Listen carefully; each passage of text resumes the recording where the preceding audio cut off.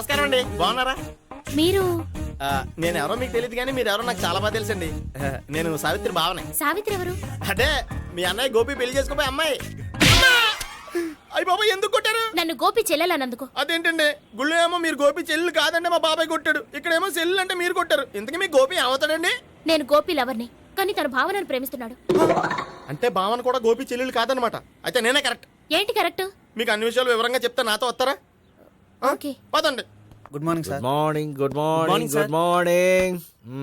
Subbarao, sir కొత్త కేసులు ఏమైనా వచ్చాయా? ఓ బ్రోతల కేసు పట్టుకున్నాం సార్. రోతల కేసా? అవును సార్, ఆ అమ్మాయి సిటీలో పిచ్చి పిచ్చిగా పచ్చి పచ్చిగా తిరుగుతూ సొసైటీని పాడు చేస్తుంది సార్. అందుకే ట్రాప్ చేసి మరీ పట్టుకున్నాం సార్. Very good. అంటే సిటీలో ఉన్న కుర్రాళ్ళ ఆరోగ్యాన్ని కాపాడారన్నమాట. ఎక్కడ అమ్మాయి? నువ్వా? ఏంటి సార్, ఈ అమ్మాయితో మీకు కూడా పరిచయం ఉందా? చచ్చా, నువ్వనుకునే ఆ పరిచయం లేదయ్యా. కొద్దిగా పక్కకి రమ్మా. ఏంటిది? ఎంత మీ అన్నయ్య నీకు పెళ్లి చేయడం లేట్ చేస్తే మాత్రం ఇలా బరి తెగించి బజారు పడతావా? పరిచయం బాగానే పెంచుకుంటున్నారు సార్.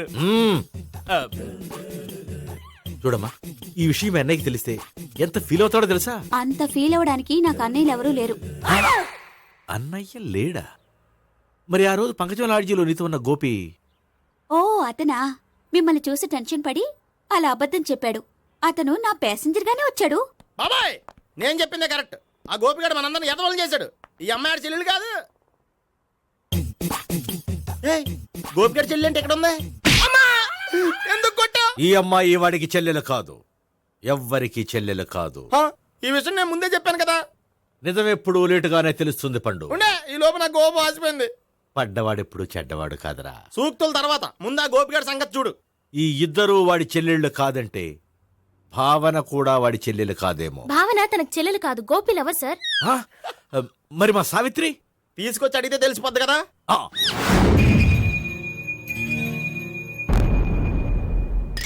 సావిత్రి, గోపి నిన్ను ప్రేమిస్తున్నది నిజమేనా? లేదు మావయ్య, ఇదంతా నాటకం. పండు, నువ్వు నవ్వుకో.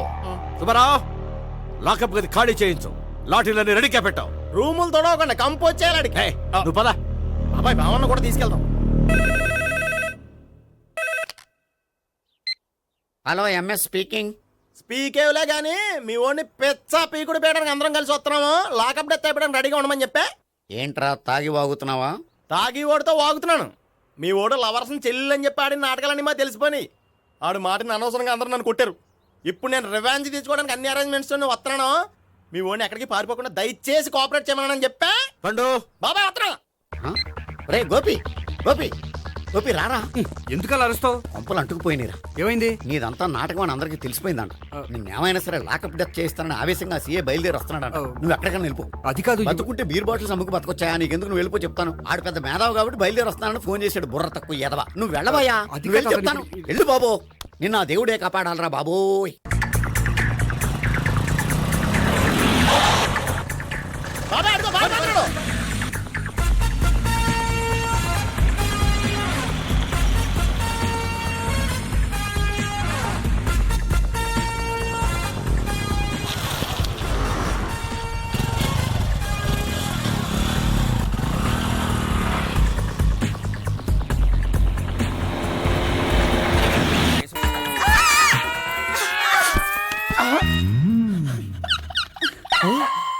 నేను చేసుకోబోయే అమ్మాయిని రేపెట్టంటా. సారీ అండి, చూసుకోకుండా పడిపోయినా. పర్వాలేదులేండి. అంటే ఇంకోసారి పడతా.